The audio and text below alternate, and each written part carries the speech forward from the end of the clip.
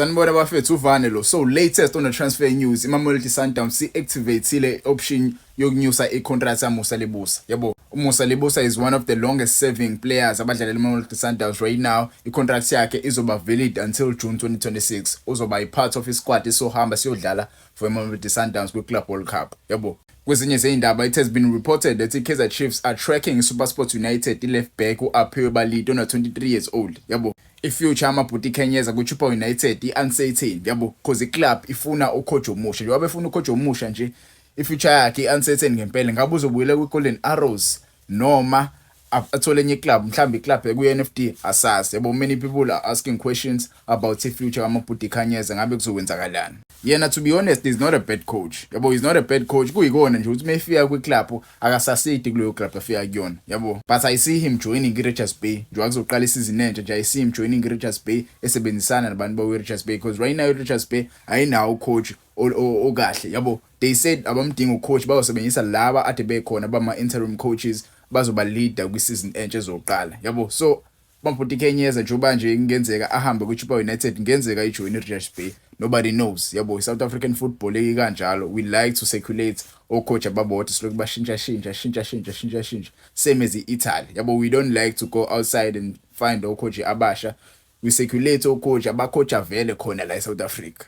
Former Cape Town Spurs interim coach uSean Corner has been appointed by iBotswana Premier League Giants iJwaneng Galaxy yabo. iJwaneng Galaxy iyona zoyicoach, sayazi iJwaneng Galaxy iteam enkulu kakhulu lapha kwiBotswana Premier League. Kwezinye zeyindaba, iKaizer Chiefs izotravela iyodlala i-pre-season games le eNetherlands. Menikhumbula kahle last season iKaizer Chiefs yahamba yayitake, if I'm not mistaken, wangitshela ama-comments, but kule season le ezoqala nje bazoshaya i-pre-season yabo le eNetherlands, bayoqinisa isquad from umhla ka-3 to umhla ka-19 July yabo. This is a good news for iKaizer Chiefs because mase ubheka iNetherlands i-country ngempela enamatalent akwazi ukudlala, enama-team akwazi ukudlala lapha. Maybe they will play friendly matches with one of the big teams akhona lapha eNetherlands, nobody knows. Asekhishiwa ama-dates ama-playoffs yabo. Ama-playoff game ukhumbula kahle iCape Town City, iKaizer Stars mase kube iOrbit College, wona womathathu ama-team lawo afuna ukungena kwi-Betway Premiership. So womathathu lama-team lawo azobe ene-table lawo yabo. Njengoba ene-table lawo nje, Cape Town City izodlala ne-Orbit College ngomhla 14 June, kuthi mase kuthi iOrbit College idlale ne-Kaizer Stars ngomhla 11 June, mase kuthi ngolesithathu ngo-18 June kudlala iKaizer Stars versus iCape Town City yabo. Izobe idlala home iKaizer Stars. Mase kuthi ngomhla ka-21 June kudlala iOrbit College futhi versus iKaizer Stars yabo. Izobe idlala le Solomon Mahlangu ngomhla ka-21. Mase kuthi ngomhla ka-25 June kudlala iOrbit College versus iCape Town City. Mase kuthi ngomhla ka-28 yes kudlala iCape Town City versus iKaizer Stars yabo.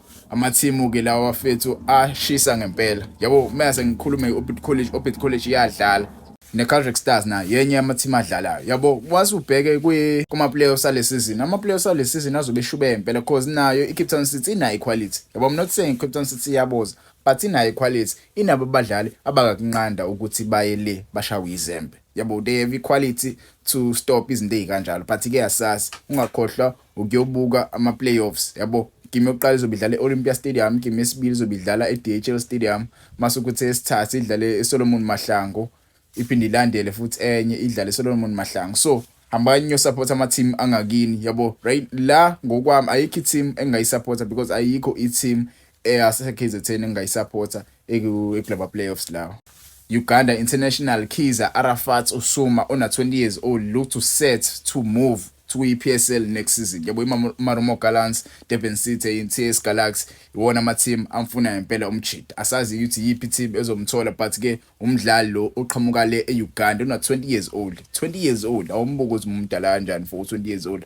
But ke that's a story for another day. Developing news engiyitholile la kuthiwa uFiston Maliyele ufuna ukushiya iPyramids FC. Angazi kwenzakalani ngePyramids FC. They've won iChampions League but izinto eziningi right now looks like ziyabhidlika yabo. Ngizwe kuthiwa bazoxosha ucoach right now. uFiston Maliyele ufuna ukushiya lapha kwiPyramids FC kazi kwenzakalani. But ke uFiston Maliyele has once again told iPyramids FC he wants to leave the club this window. Kuleli window jilili bafethu maningi ama-team amfuna uFiston Maliyele yabo. Even uNabi Nabi kuphuma umbiko kuthiwa uyile lapha eCairo yabo uyile eCairo eyobona ipyramids idlala angazi ke noma ube nayo yini meeting wakhuluma nayo Fiston Mayele yabo kuthiwa iholo lakhe likhulu kakhulu for ama club adlala eSouth Africa yabo iholo lakhe likhulu kakhulu for him to come to South Africa kumele athathe i-pay cut enkulu yabo i-pay cut enkulu kakhulu ukuze adlale la eSouth Africa because I don't think ikhona i-team engama-afford even iMamelodi Sundowns. Well, I think iSundowns engama-afford to be honest yabo iSundowns ngakwazi ukum-afford because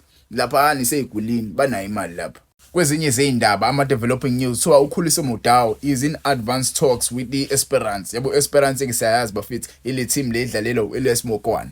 Kuthi iEsperance ifuna uKhuliso Mudau bafethu angizazi ngifile kanjani ngale indaba lezi but ke iEsperance iyodlala kwiClub World Cup yabo kuyayenza sense ukuthi ifune umdlali oyiquality njengoKhuliso Mudau. Uma uzobheka uKhuliso Mudau is one of the best right backs akhona la eAfrica yabo so they need a player like Khuliso Mudau to play kwiClub World Cup. So angazi noma iMamelodi Sundowns izovuma yena ukudedela umdlalo wayo kalula kanje but ke mina experience imali maybe iMamelodi Sundowns may make ama means ukuthi bamdayise umjida but ke ku Sundowns abavele nje bakudayise laphana uphuma icontract yakho masiphelile beyakaphela icontract yakho ku Sundowns kodwa uthi uzophuma lapha bakulinda nje icontract yakho ukuthi ziphele yabo abayixaya ngokuthi bayirenew mase bengasakusebenzisa basakusebenzisa. So I don't think experience inalo like inawo amandla ukuthi imsayine uKhuliso Mudau but ke anything can happen bafethu imali iyakhuluma and mase ubheka iminyaka yakhe uKhuliso Mudau una 30 years old yabo muzofika nemali ephathekayo mase ubheka iminyaka yomdlali una 30 maybe iMamelodi Sundowns ingawenza amaminzi ukuthi amdayise uKhuliso Mudau but ke this is a hard worker this player you cannot just sell this player yabo akekho abekho abaningi abadlala abanje ngoKhuliso Mudau. Ezinye izindaba ngiyitholile kuthiwa iKaizer Chiefs are interested in signing uElias Mokwana from iEsperance ES Tunis according to i-Tunisian publication yabo menikhumbula kahle ke bafethu uElias Mokwana is one of the players owayefunwa iKaizer Chiefs before moving from iSikhukhune to eTunisia yabo lo mdlali lo bafethu siyamazi sonke udlalela iBafana one of the talented wingers now la eSouth Africa uyarepresenta urepresenta iSouth Africa le eTunisia right now uyodlala le eAmerica uyahamba neEsperance umjida ngizwe kuthiwa ufuna ukuhamba lapha eTunisia akekho happy yabo njobe engekho happy nje Kaizer Chiefs may come into play yabo maybe they may try and sign uElias Mokwana but I know his value right now is yabo isikhuphukile ivalue yakhe because lapha eEgypt yabo lapha eTunisia udlala ngempela yabo lapha eTunisia udlala ngempela and they regard him as one of the best players so ukumdayisa kwabo yabo ngadinga iKaizer Chiefs ikhipha imali emaphaketheni ngadinga nje ngempela ukuthi bakhiphe imali emaphaketheni angazi noma bazokwazi nokumdayisa lo mjida lo but ke uElias Mokwana ufuna iKaizer Chiefs ingabe iKaizer Chiefs izokwazi ukuyikhipha imali yaElias Mokwana.